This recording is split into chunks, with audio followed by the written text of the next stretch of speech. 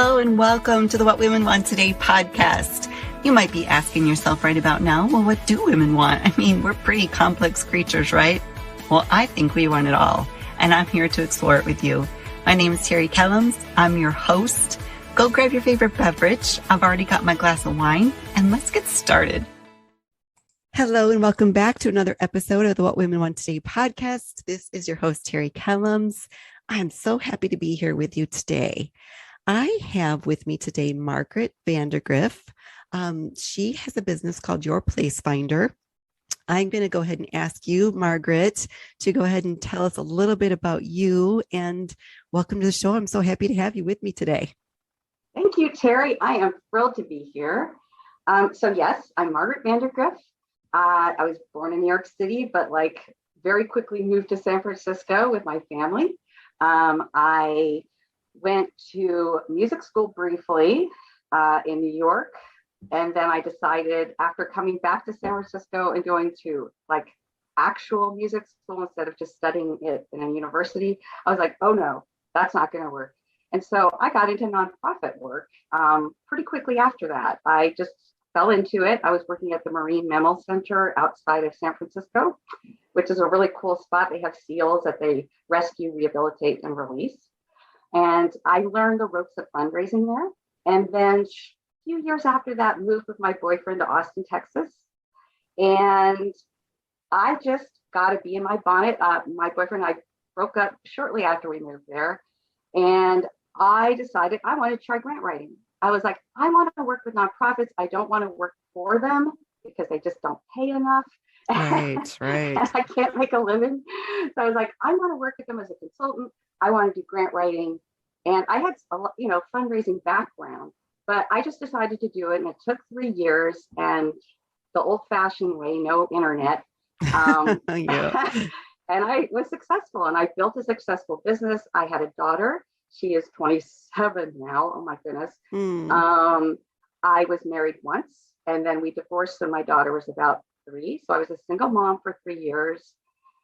Then I met my second husband, and we were together until pretty shortly after my daughter went off to college. And then kind of the saga began when my daughter left the nest.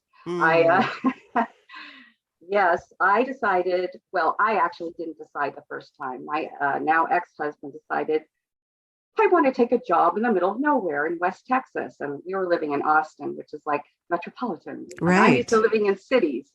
And I was like, oh, but then at the same time, there was a part of me that was like, the nest is empty. I'm living in this house. I'm paying, out the wazoo to live in this city. I don't feel the connection I used to feel here. And there was a part of me that was like, I don't really want to move to West Texas, but I need a change. And it was that step that just sort of set me off on this trajectory. Moved up to this awful town. It was depressed, dusty, tumbleweeds. I am not exaggerating. And I don't know, my husband was working for the city. He got very caught up in his work. Our marriage, which obviously wasn't too great to begin with, there kind of dwindled, and I moved into Lubbock. And then that's the closest city there. Met my current husband, and we decided we don't like Lubbock. Both of our respective ex-spouses had brought us there, and we were like, we don't want to live here. We want to live somewhere else. And we just got this crazy idea. We wanted to live in this small town in the Midwest where everyone was friendly, and it was just like, Bedford Falls, we have this vision, in our heads, these dancing sugar plums that just never, anyway, we did,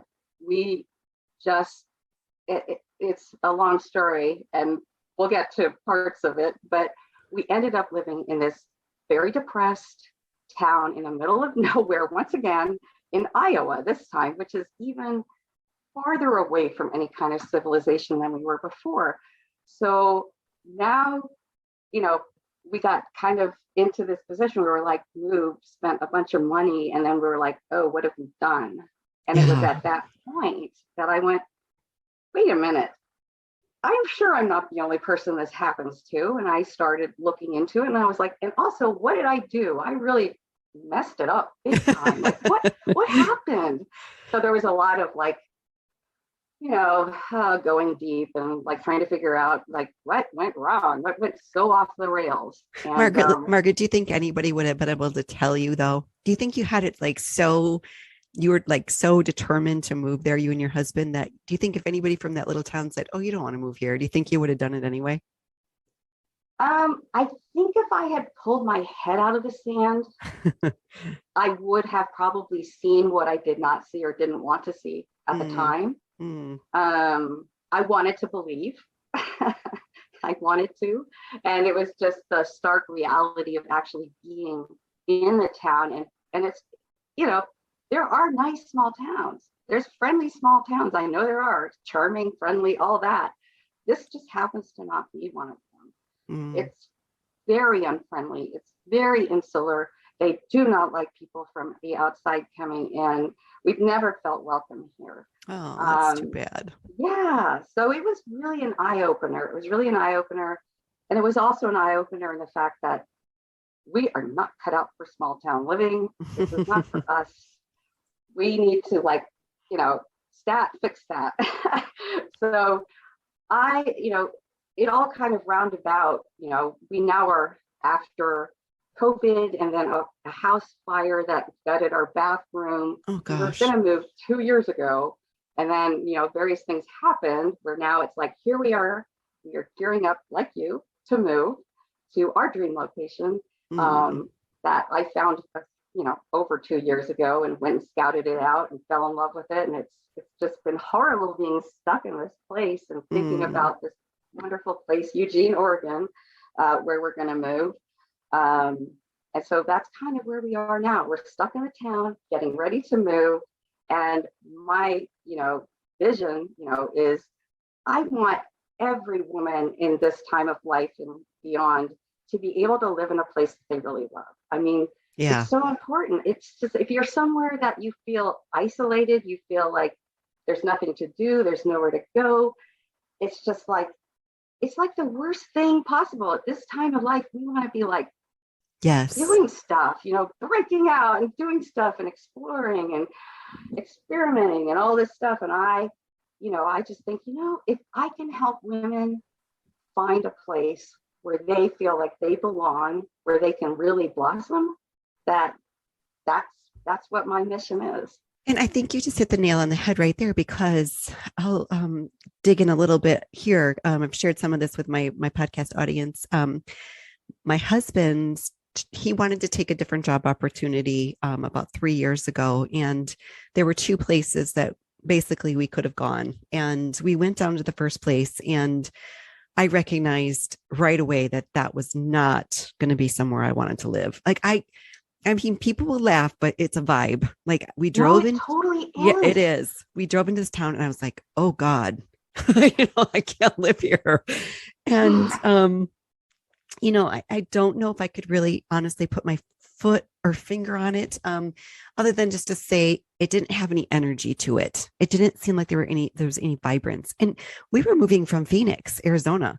So, I mean, to go, excuse me, I'm still battling my cold. If you could imagine, and I'm sure you can, you've lived in New York, you've lived in San Francisco, you lived in Austin, Texas. There's so much to do, and the food is amazing. And, exactly. We had family there, we had friends there. There was so much of an attachment to that lifestyle that we had, that going and living in this little tiny town, I felt so overwhelmed with this feeling of, oh my God, no, I can't do this.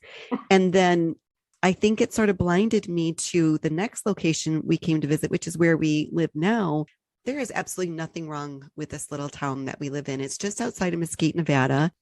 Mesquite, Nevada is a retirement community. It's between Utah, like St. George, Utah, and Las Vegas, I would say. There's not much between Mesquite, Nevada and Las Vegas. I don't gamble. I'm not someone who enjoys gambling. There are 3 little casinos in this town and a Walmart and a grocery store. Oh, it's quite small. And but it's very clean. It's amazingly beautiful. We live outside. We live on the Arizona side in this area where there are mountain views everywhere that you look.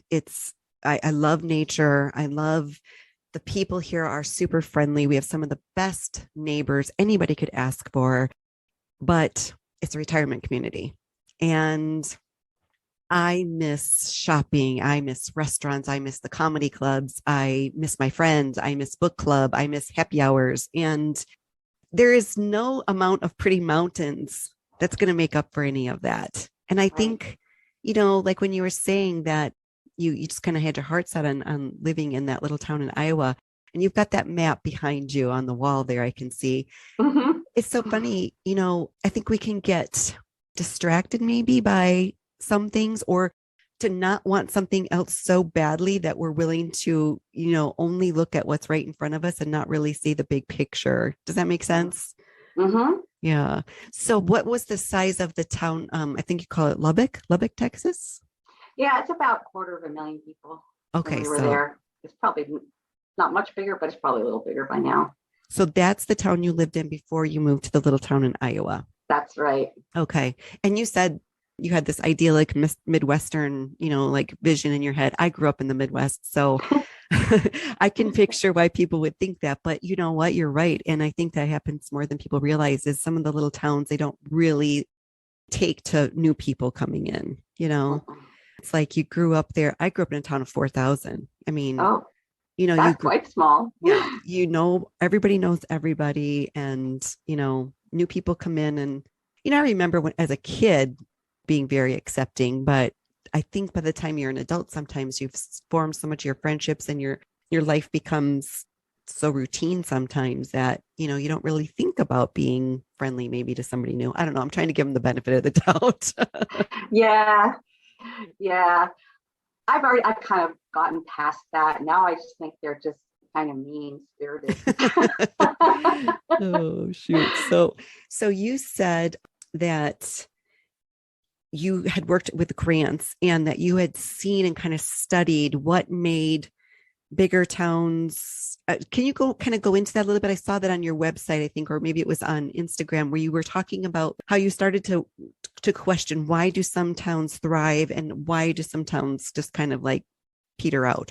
Yeah, I got really interested. Well, see, because when I did grants consulting in Texas, I worked with a lot of small towns and a lot of projects like historic movie theater restorations and senior centers, and it was just really interesting to me because you could just see the towns, the ones that I worked with that were successful, more often than not, they were also vibrant. Mm-hmm. And the ones that had trouble, and it's like, because a lot of it's getting people mobilized, it's getting community working together and doing stuff and, asking people for money and things like that, things that make a lot of people uncomfortable. And so I just found it really fascinating. And I was thinking, well, I'm living right now in really, really a dumpy, depressed town.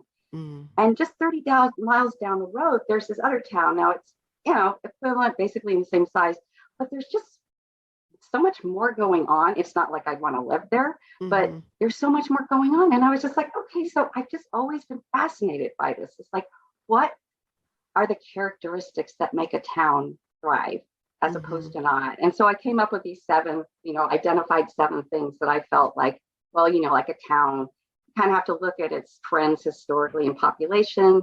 Has it kind of stayed the same? Has it kind of slipped? Are you seeing any signs of growth? Is there anything going on? Is there any sign of life? Then there's like educational and healthcare facilities. What do those look like? I mean, and I compared the 2 towns, and I was just like, there was such a contrast between the 2. It was really interesting. How friendly are they to businesses? How inspired are they to start businesses? Not. Community spirit is a huge one. I feel like people here are very apathetic. Like they don't want to, their businesses have weird hours. They don't really want to work. They don't want to, they've got the oldest movie theater, continuously operating movie theater in the world here in this dumpy town. And they don't even know this gem that they have. They don't appreciate it. It's just, it breaks my heart, because at first I was like, ooh, I can help them, movie theater. But a nonprofit doesn't even own it. It's owned by a corporation in Des Moines. So, wow.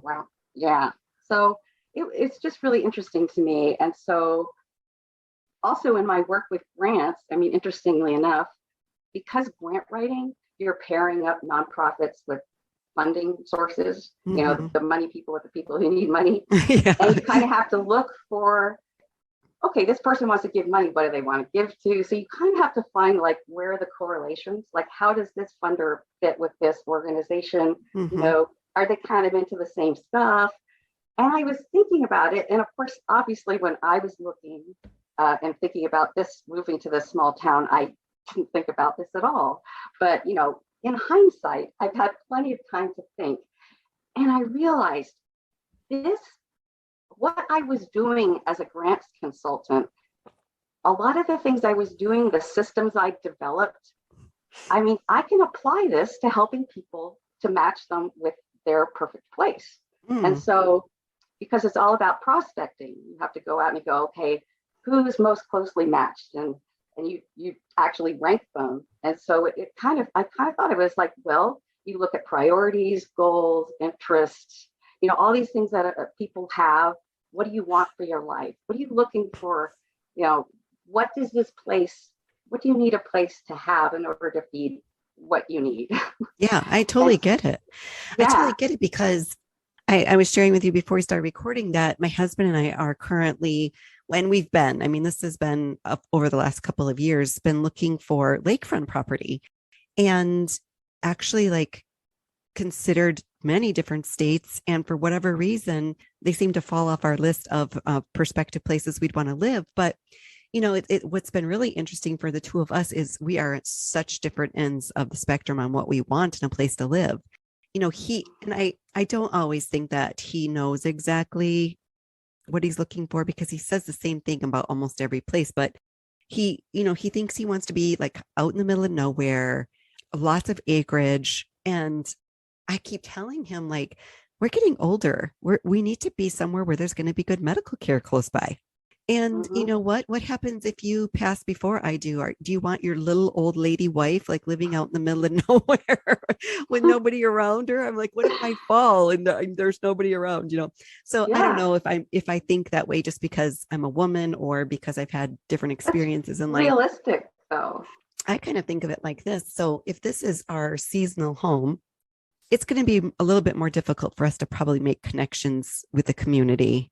I would rather live in a gated subdivision or somewhere where there's other houses around. That's going to give us more opportunity to meet people. Definitely. I want to be able to go shopping. I want to be able to go out for coffee with a friend. I want to go out to like happy hours and nice dinners and socialize and, maybe have a card club or, all those things that people do. And I just can't vision that being out in the middle of nowhere. We just are in such different places. It's just been really, really hard for us to kind of narrow it down. But you did say that you have narrowed it down. And so there must have been something that happened that pulled you guys kind of closer in together towards the shared like desires. Well, I think, it helped that we went there and visited. Oh, yeah. Tennessee is beautiful. And we saw so much wildlife while we were there. And he's a hunter and he's a fisherman. Arizona, as beautiful as it is, and as much as I love my mountains and my desert, he has spent his whole life. He grew up in Phoenix, in the Phoenix area. He spent so much of his life struggling to hunt, struggling to fish. It's just not as abundant as it is in other parts of the country. So I think maybe that had a little bit to do with it for him to see all the greenery that we don't see very much and the animals and the lakes. I think I've just tried to paint this lifestyle for him to be in a place like that where the leaves are changing colors, where we can sit on our back deck and look down onto the lake. And it's just such a feeling for me. I can put myself there literally and imagine myself drinking coffee on the back deck, looking out at the water. Sounds lovely. But he still, every once in a while, even though we've kind of started narrowing it down, he'll still go, oh, I see this property. It's 16 acres. And I'm like, oh God, here we go again. So when you and your husband decided to move to Oregon, what drew you to Oregon? Okay, so we went through the process I've developed. Makes sense that I would go through it. We determined probably the one we have our priority list of what our ideal place profile is, the characteristics that we hold up as important, most important. And one of the things really narrowed down the field. And actually it was very fortuitous because it checked a lot of the boxes. So the main one was like, it could not have any tornadoes. Oh. Because this narrows down a lot of the United States. Because my husband was when he was living in Texas, in an apartment building, there was a tornado that ripped the roof right off his apartment building while he was Oh my gosh. And he survived. His stuff didn't, but he did. So, he feels like dodging a bullet like that, don't want to tempt fate twice. So I was like, let's move somewhere where there will not be any tornadoes, or if there are, it's like one every 200 years or something. And so when I looked it up, I did the research. I was like, wow, that leaves California, Oregon, and Washington. The rest of the country has tornadoes or tornadic activity potential. So I was like, wow, well, that narrowed it down. And so then I started looking, and I was like, my mom still lives in San Francisco. She's 88. She still lives independently. She's still she's really an inspiration. But I still want to be closer to her. My sister lives close by, but I would like to be closer to her too. And so I was like, I can't do California. It's just too pricey. And I started looking at Oregon, and I was like, don't want to do Portland, just too big. I like big cities, but I actually prefer, really what I was going for was Austin 30 years ago. Okay. When I first moved there, which was like 300,000 people. It was still kind of sleepy, and it still had a lot of, I don't know, heart. I really loved it. And then I kind of stopped loving it, but I was trying to kind of capture that same essence. And I saw Eugene, and I was like, okay, well, the population is good. The location is good, close to the ocean. That's really important to me. Like you talk about mountains and desert, and I'm like, okay, ocean. I've been away from it for way too long. Forests, mountains. It has so many of the things that I am longing for and don't have any of here. And so all of those things on paper, were like, had a weaving store, it had a comic book store, it had lots of arts and lots of food, beautiful day trips, beautiful, not day trips. It's just gorgeous there. And then so I went and visited, and my husband stayed home and takes care of all of our cats because nobody here in town will help take care of cats. And there's one we have to give medication, so it's complicated. So I went, and it was the craziest thing because the minute I stepped off the gate of the airport into the airport, I looked around, and I still get chills. Every time I talk about this, I get chills. I just felt like it was so familiar. I'd never been there before in my life.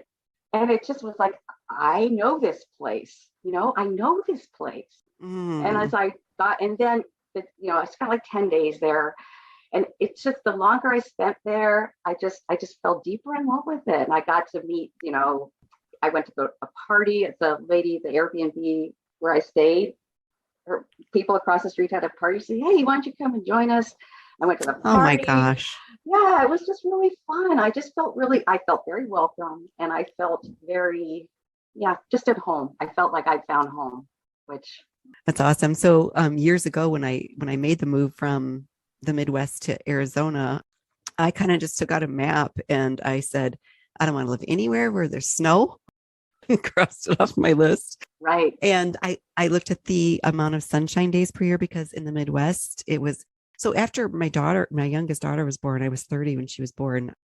I got a lot of like seasonal effects disorder, like that depression that you feel in the wintertime. And I just said, I need to live somewhere warmer than this. I need more sunshine than this. And that's when I just started crossing places off the map. And I said, I need a lot of sunshine. And I think, in midlife, it might change a little bit. So if you can remember back to like going from New York to San Francisco, that's vastly different. But how old were you? I was a baby. So I mean, Oh, yeah, okay. although when I went to college, I was like 18. So then I moved Hmm. there, but then quickly moved back because I was like, oh my gosh, Yeah. it's so much. Yeah. I spent a couple of years in the Norfolk, Virginia area when my then husband was in the military, but I did not have the same thought processes that I have now as I'm going through it. The whole thing with wanting medical care close by. And, I think it just becomes your priorities shift. Mhm. I have an empty nest too. And, now me and my husband, we have so much more opportunity to do the things that him and I want to do Yeah. versus, what does the family want to do? And yeah, so location, weather, cost of living, I imagine plays into a lot of decision for a lot of people. Mhm. What else do you think is a major one for people? Well, for example, client, a big one for them was, oh, it's like anytime we want to go somewhere, it's 2 hours in the car just to get across town. They're in Houston area. So it's like you really can't go Mhm. anywhere without like, you know, Traffic. traffic, horrible traffic. Yeah. So traffic, just wanting to be able to be closer to things, walkability is important. Dating, maybe they're single and they want to be someplace where Hmm. there's more opportunities, more social opportunities. Sure. Yeah, so just having an adventure, doing something different, being somewhere different, Hmm. just needing a change, but Right. doing it ideally in a way like not like I did it when I like, ah. That's what I try to tell people. It's like, it's great. Change is great as long as, do it intentionally and make sure that Yeah. you don't take any crazy leaps that you're going to regret later, like I did. Yeah. So when you work with somebody, how long does it typically take for you to go through the whole process and help them kind of what does the time frame look like that you usually work with somebody? Well, right now I have a one-on-one program. I'm actually developing a hybrid group one-on-one program that'll be a 12-month program. So it'll be a lot more taking all the way through the process together. Right now, Hmm. I have the one-on-one program where the primary focus is on identifying their top priority places. And yeah, Yeah. that's the main gist of what this current program I'm doing right now is. And that's the process where we go through like 90 minutes where we get into the time capsule, as I like to say, and we go back and we go forward and we kind of come up with their ideal place profile. And then I plug Mm. in the ideal place profile into my system that I've developed and I create a spreadsheet that it pretty much takes all of the necessity of having to go online and get kind of sucked into the vortex, take all that away, Yes. because I feel like that's something that it can really derail. It can really derail people. It's kind of designed to derail. So I create it in such a way so the information is either it's all contained in the spreadsheet or there are links that take them directly to the page where it'll give them exactly the information they want that's referring to their ideal place profile Hmm. characteristics. And then we work together and they look over all this stuff and we talk and they kind of narrow down to the top 2 or 3. And then we go through the scouting visit planning process where I have a worksheet that I give them and we go through, okay, all the places you want to go, all the people you want to talk to, how long are you going to stay there, where are you going to go, what do you need to make sure you do so that you're not going to get back home and go, oh, darn, I wish we'd done fill in the blank. So Yeah. it's really Yeah. trying to get all the bases covered so that when they go there, they know exactly what they're doing, where they're going. It's not a vacation. No time is wasted. It's all focused on, is this right for me? And then I also have even what I call related to that, like a scorecard, so that they can actually look over, like rank for themselves, like how did it do in the aesthetics department, like what I was looking for, how did it score? And so like Hmm. it's a real simple one-page thing, but it kind of gives you an objective way to score your own scouting visit. Well, you know what, I'm thinking as you're sitting here saying this is somehow your values are playing into this. Oh gosh, yes. When I first moved to Arizona, I was living with a relative or sort of a relative. That's a long story, but and they lived in Scottsdale, which I don't know if you've ever been to Scottsdale, but I always say that's where the pretty people live. It's just, I mean, it's just gorgeous. I Right. mean, everywhere you go, there's water fountains and beautiful bougainvillea, and it's just gorgeous. And it's clean. It's Mm. super clean. And it is in stark contrast to some of the, well, I'm not going to pick on any place, but other places I've been, it's been something that I've picked up on quite quickly. Like, oh, it's kind of dirty here. It's just, it feels grungy. It feels run down. It doesn't feel like the businesses have that pride of ownership. Like they don't take care of it. It reminds me of this show on HGTV, and I cannot think of it off the top of my head, but this couple went into this small town in Alabama and they like refurbished their little downtown area. And those business owners, like they had so much pride in their businesses, to have a fresh canopy, to have potted flowers, to have a place for people to stop and put their bags down, or, it's just such a little thing. But if your values are to live somewhere where it's friendly, like you said, and, you're picking up just by going through the town that nobody smiles at you when you're smiling at them, and no one's courteous, and the traffic is horrible. Like, I think the values tie in there somewhere. You're the expert, but I I guess I use the word priorities, and I think values could also be, sure, that yeah, as well. But yes, absolutely. most definitely our values play in. Yeah. It's interesting. You said walkability. I could see how that would be an important thing. My older daughters live in Kansas City, Missouri, and I love it when I go visit them that it's easy for me to pick up on the fact that there's so much community pride in that little city. It's just they try to buy local, and that's very impressive. And it's never been something I've really thought too much about until my daughters all moved there. But yeah, those things all make up the charm of where you're going to live. And that feeling that, we talked about a little bit earlier, like when we went to Tennessee, we were all over that state. It's not a very big state, but the difference is from just Knoxville to Chattanooga. There was nothing wrong with Knoxville. I thought it was cute. I enjoyed it. We ate some great food. It was beautiful. But when we got down to Chattanooga, I was like, oh, this is it. This is my place. And I would really just prefer that we not be more than like 30 minutes from a big city or a bigger city. Right. So yeah, it's just funny how those things just sort of resonate with you. So this system that you're talking about, is this what you refer to as the Spark system? Yes, this is the Spark system. Okay. So as we wrap up here today, why don't you go ahead and share all the places that people can find you and connect with you? And if this topic is resonating with them today, they can get a hold of you and have further conversation. Thank you. I love that. Yes. So anyone who would like to, you can reach me at yourplacefinder.com. That's my website.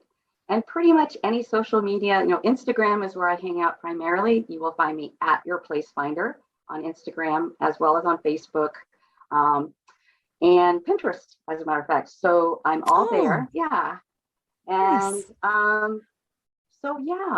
You can find me. You'll find all about Place Finder Premium program I'm offering now. And if you go to Instagram, you'll find I'm gearing up because I'm moving right now. I am waiting. So I'm going to do the Spark system free retreat this summer.